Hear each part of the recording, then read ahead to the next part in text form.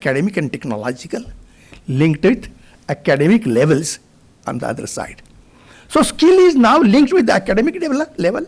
Skill is also linked with technological developments. Higher technologies will give you higher quality of products and services. So this sort of a linkage first time came in the last few years. And I think that is a foundation for the future development we should realize. Now it's good that, vocational degrees are being offered by traditional universities, and we are moving in that direction. Now, digital age is completely different, and we'll have to find out the solution for that. Let me tell you one thing. When we started YCMOU, I was working on that project for 2 years as a OSD with Government of Maharashtra. And then I could know the definition of Otto Peters of distance education. It is a form of industrial education. It is an industry part, like a factory part. And factory part has 3 basic things as processes. Linearity, from one point of the conveyor belt to the last point of the conveyor belt. From KG to PG, this is our the conveyor belt. Secondly, conformity. Everywhere you put the standards. Conformity to the standards. Linearity, conformity, and class creation, his distinction, first class, second class, third class. Put it and market them. Society is also getting converted into society with classes and not with the equality. Our education is far more responsible for creating inequalities in the society. Only thing is that it has a liberal part which rather percolates in the society, and there is a vertical movement all through the ages, and therefore we can think of equality with the help of education, but not the education of the industrial type. I think that is the important lesson which we'll have to learn when we think of digital society. Digital society has 4 basic things. Firstly, digital society is always connected. We call it A3 connected. Anyone, anytime, anywhere is connected. It is a space-time connection, forward, backward. So that is one point. Second one is, it offers cyberspace, virtual space, to everybody. With a mobile in my hand, I can talk to anybody in the world. That means I have a ability to move in mind, to move in intelligence, to move in experience all over the world and go to various sites, learn from it. So I'm given now a cyberspace in addition to my real space, because bodily I cannot move. I'm physically located at one place. So that is a global part of it, and my body existence in a local part is a local part of it. This global and local model of education is the last and the best model in digital society. That is another important aspect which is coming up. Third point is digital machines and digital products. It's a very funny thing. Now everybody uses laptops, smartphones. And I still remember my days as Vice Chancellor of Pune University. If I had to send some sort of important letter, which I might have received 8 o'clock or 9 o'clock in the evening, I used to call my PA. He used to stay on the campus only for that purpose. I will go to the office, dictate him the whole answer. He will do everything. Then rather put it in the envelope and post it.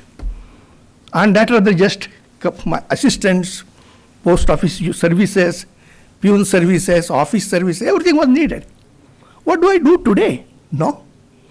Answer, I immediately replied from laptop or even from my mobile. So all that office is with me now, anywhere, anytime. So this is what has given a productive capacity to everybody to produce something or create something. Now this productive capacity to everybody is a part of industry. And this industry aspect is now associated in my hands. I'm becoming a mobile industry factor. Now that is not the industrial form of education. everything is concentrated in a factory. No. Now it is concentrated with me, with the digital technologies, and I can have my backyard industries. I can have something that created while moving from one place to another place. All that is there. Now this is a different way. And what are the digital products? Digital technology is coming, digital machines are coming, and digital products are the products in which all the development cost is of first copy. You write a book, let somebody pay all the royalty to an author. Some society has paid, or somebody else has paid, some rich person has paid, or the state has paid. Second copy onwards, it is free for everybody. Cost is just download cost. Cost is just download cost. This is called zero marginal cost. Can we create a zero marginal cost society? At least we can create zero marginal cost education. Everybody getting free. In fact, this idea of getting free knowledge, Coursera is starting, all these are the MOOCs, and their platforms are offering it. Open resource movement is rather there globally. Wikipedia, YouTube, TED lectures. So many resources are available. Everybody is putting it on open sources. Now you know what is the next stage of universities? Just yesterday I read a news report. Hands-on universities. Hands-on universities. Nobody wants your lectures, classrooms, your other professors, disciplines. I want to take a problem and solve it, which is helpful to me in my life and work. Hands-on universities. Now, it has gone to that extent now. And it is likely to come in next 10 years or 15 years, mind well. So our 20th century forms and the structures of the university are going to conflict radically with the new forms of universities and learning processes. I think that is the most important aspect of it. And the last characteristics for digital society, collaborative commons. Why 3.5 or 4 lakhs people go on contributing to the Wikipedia and nobody asks for anything? If somebody edits, somebody enriches, everybody is doing it. This is collaborative commons, intellectual commons or cognitive commons, available freely to everybody. If this is going to be the basis of future society, cognitive wealth or collaborative wealth, then future society is going to be radically different. It is not going to be personalized property. At one time I used to boast that I have 500 books, 700 books, all of my interest. Today I don't look at those books. I just go to the internet, search my other references, and I get up-to-date references and up-to-date information. So that concept of possession and private property is slowly coming down. And what we are rather knowing now is, it is the commons, social commons, collaborative commons, people's commons, or people's wealth. Can we have a society which is based on people's wealth? And this is the digital society parameters or processes on which things are getting developed. And digital society is based on 2 premises. Age of plenty. I'm not assuming only, but already question is being asked. When the last worker from the factory will be out, and factories will be run by robots and without any human intervention. When this is likely to happen? Period given is 2035 to 2040. In next 10 years, by 2025, you will have too many robots around, you will have too many drones in your house or outside to serve you, and you will have too many smart things to be used in your daily life. And all the things I'm using here, which are industrial products, they will be becoming smart. That means they will be rather receiving information, processing information, sending it in information to the person concerned. Tomorrow my watch will be my health monitor. In all respects, Now this is what is happening now. Can our education system go in that direction? Or will it remain in the 20th century model? Structure, highly structured classrooms, everything else. I think this is a big issue.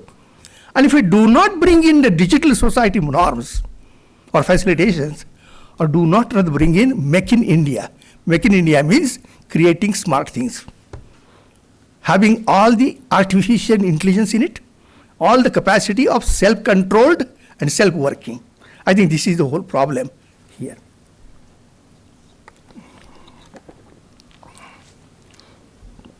Now another point is, this society is more of a cooperation. It doesn't compete, it cooperates. Because cooperating wiki processes are dominating. All the commonwealth has been created by these people. Secondly, there is an economy which is coming up. People's capital or wealth. And that wealth can be used by everybody or anybody for creating his own job or livelihood. That is another part of it. So this new society is not competitive, it is cooperative. New society doesn't create only private capital. In fact, in future it will not create private capital, it will create personalized and people's capital. And it will have a different stage, and by that time, within 20 years, I think poverty and other problems would have been solved. And then we'll have a path of cultural development and creative development as a future path, and not the industrial society part, profit maximization. No. I think there is a change in the cultural aspect of it. And this cultural conflict of the 20th century and 21st century is going to be clash of cultures and clash of civilization. I think it is coming in a different way. So this is the whole point. And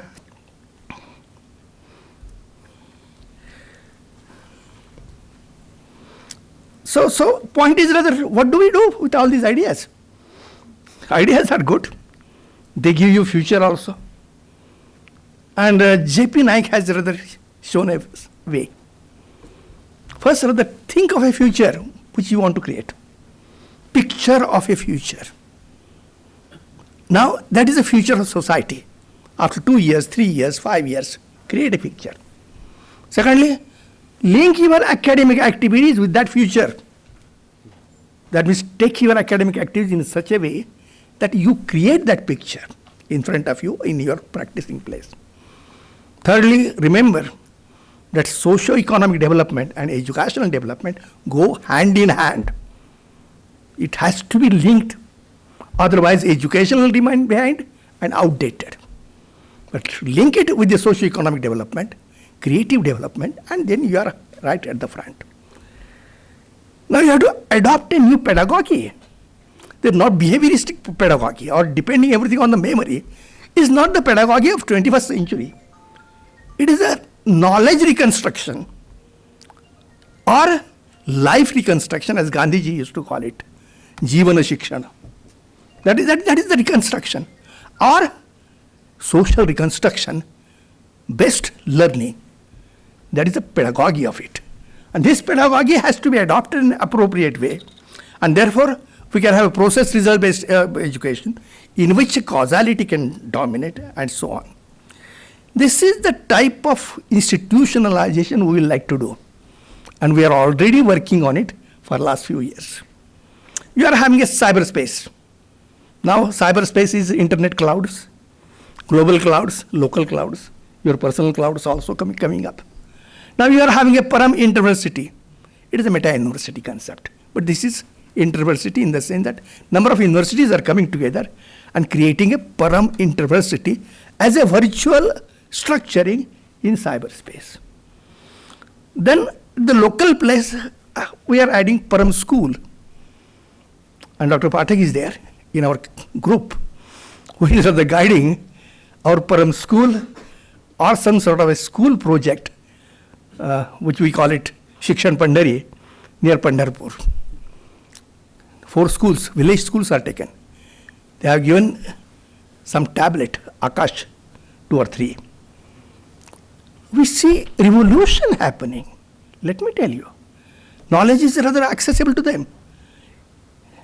National Knowledge Corporation has given access of GEV nature to all these other schools. And we are creating material and giving in their hands to be creative and innovative. So that's how whole thing is happening. And they're using the tablets. Now we are seeing everybody using tablet or smartphone or laptop as a learning instrument and moving with all his portfolio everywhere, anywhere, and learning from anywhere. This is the scenario which is coming up. Param School is a innovation. Education should not be simply learning, but applying to solve the problems of society. That means education and area developmental aspect. So education and social development is the area which we have considered, and Param School is the development of school systems. It could be the schooling system, it could be community education system, it could be technical and vocational education system. Their Param School could be there, in which objective of it could be different. So these are Param schools, and the real space is they are the schools. They are networked locally, and therefore they have different. Now here you will find that we have designed this as a instrument or education system of the knowledge society. It is all right, 100 years back or 200 years back, professor or the teacher was the only knowledgeable person. Now you'll find everybody is knowledgeable. From whom to learn? And you find better people to learn from outside. That's why hands-on university concept is coming up. So the university community of providers and learners, all students and teachers coming together and forming a community of providers and learners.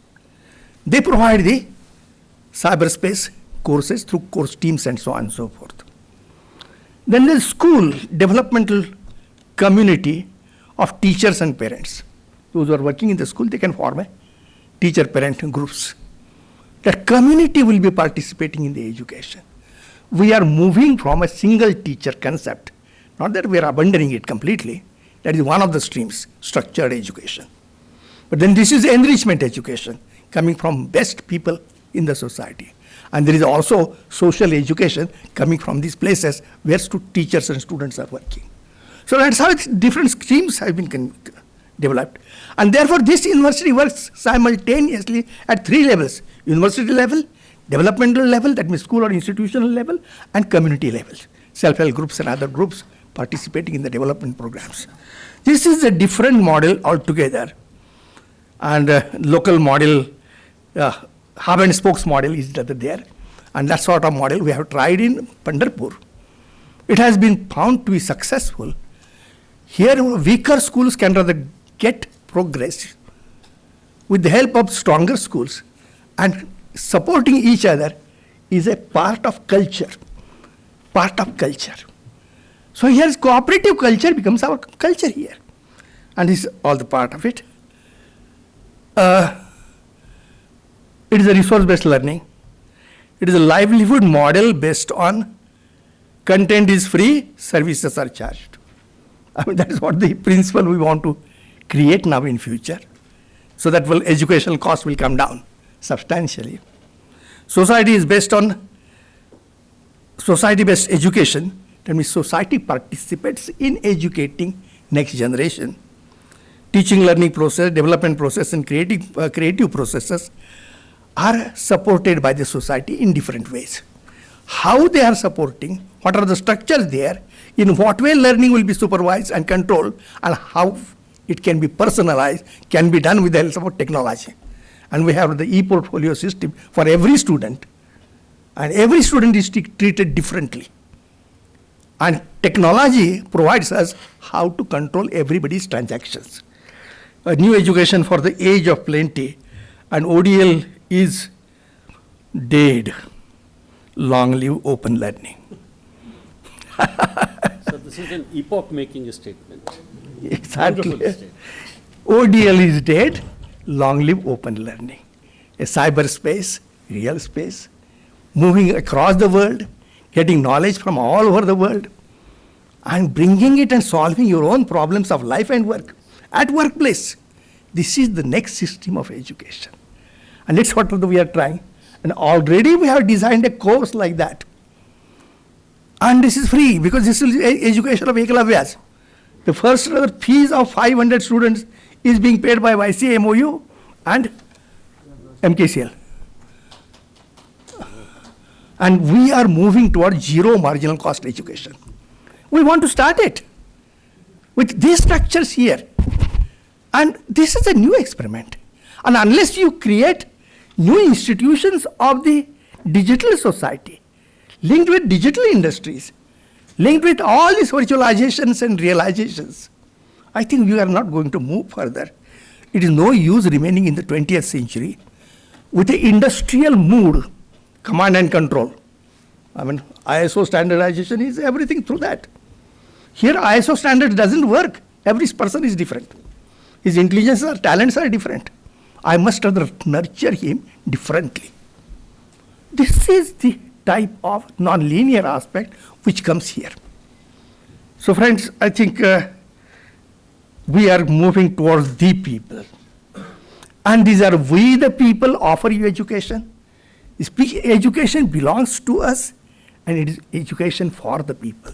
So we are really coming to the concept of education for the people, of the people, by the people. And here society can participate, educated society can participate. University structures can be used at 3 levels: top, middle, bottom. Top learning level, middle development level, bottom social levels. And we can have completely different things. Well, there is a point, no education is respected unless it is powerful.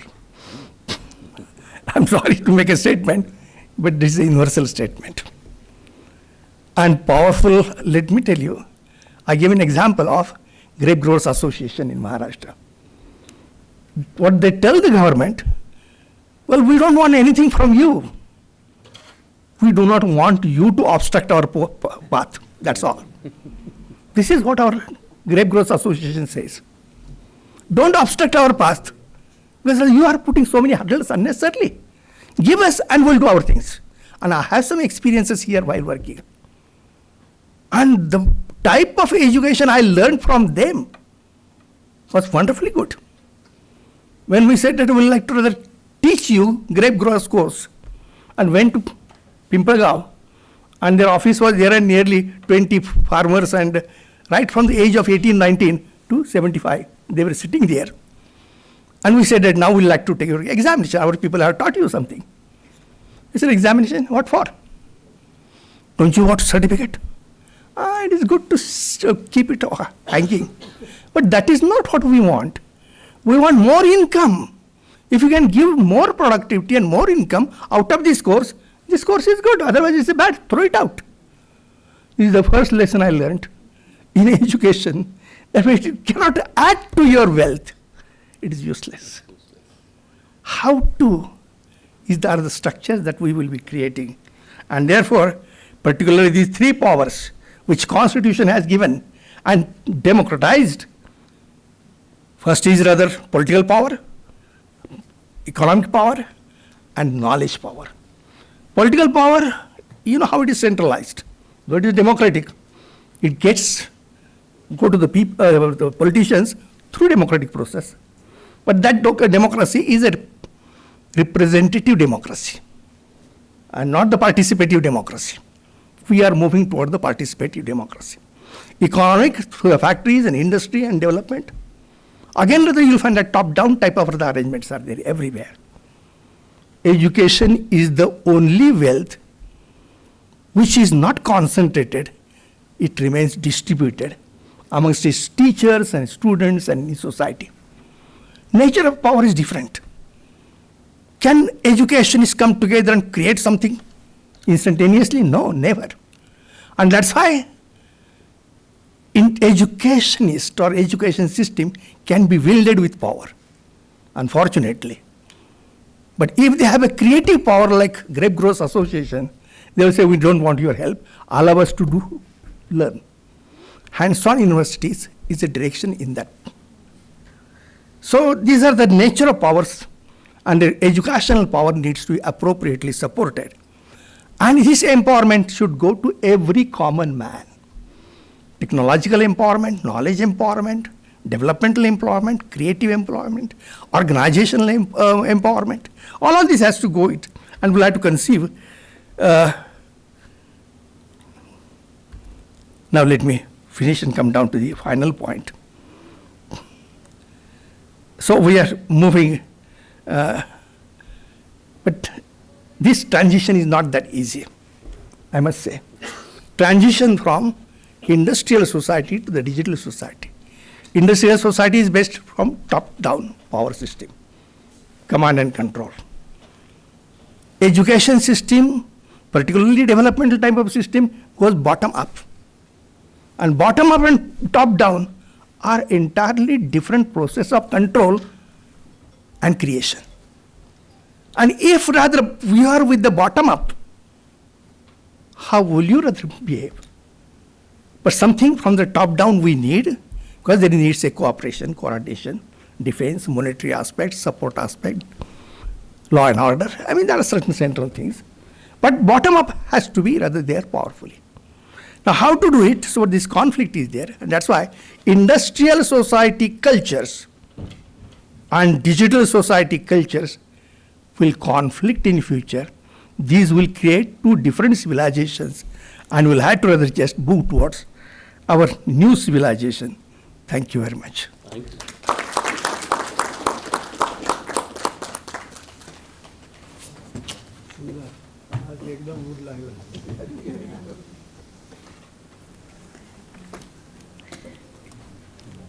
Thank you, Takole sir.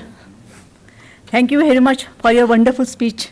Sir, we used to get lot of ideas and thoughts and food for our brain from your speech.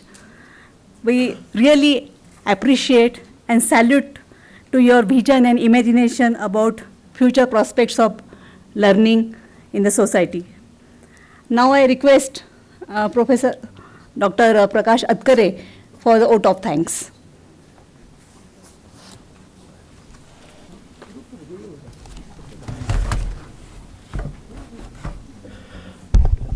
Chairman of this session and Vice Chancellor of this university, Professor Saunke, Chief Guest of inaugural function, Professor Ram Takole, Vice Chancellor of Indira Gandhi National Open University, Ravindra Kumarji, Professor B.K. Batri, and Vice Chancellors, distinguished guests, and ladies and gentlemen.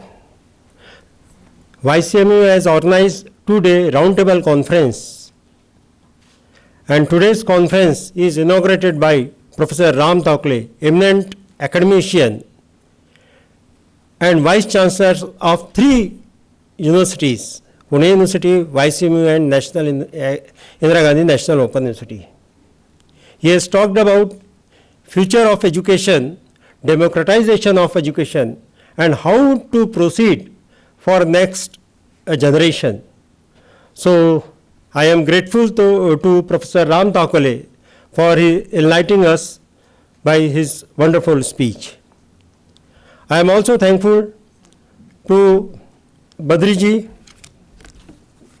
B.K. Badri, Ravindra Kumar sir for their presence. I am also grateful to Batra Madam, Joint Secretary, UGC, for his presence here. I am grateful to all the Vice Chancellors, in spite of their very busy schedule, all the Vice Chancellors of Open University and resource persons are here to attend this meet. I am also grateful to my friends, those who have tried to make this conference successful, especially Dr. Hemant Rajguru and their team. They are working to make this conference successful. Thank you all of participants, and your stay will be comfortable and memorable. Thank you very much.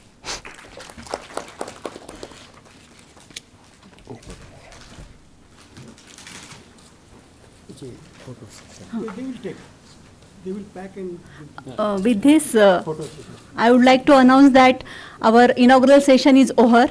Now I request all the dignitaries to assemble in porch for the photo session.